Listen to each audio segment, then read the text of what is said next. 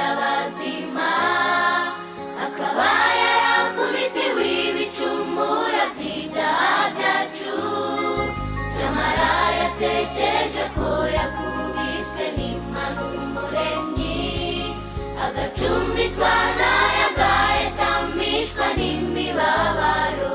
Yesu yarababajwe, Yesu kandi arashinyagurirwa, igihano kiduhesha amahoro n'ukuri cyari kuri we. Yesu yarababajwe, Yesu kandi arashinyagurirwa, igihano kiduhesha amahoro n'ukuri cyari kuri we.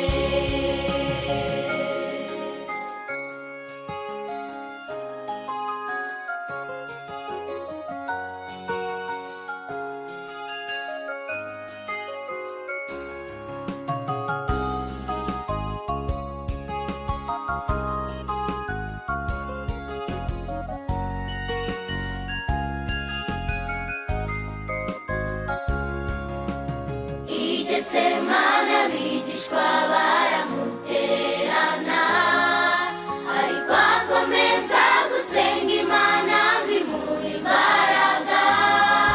Ibyo yabivanze n'amaraso bitemba ku mubiri, arihangana ageza ku gupfa, azuka atsinze Satani.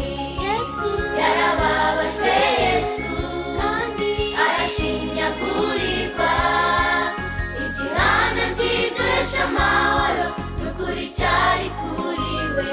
Yesu yarababajwe, Yesu kandi arashinyagurirwa, igihano kiduhesha amahoro n'ukuri cyari kuri we.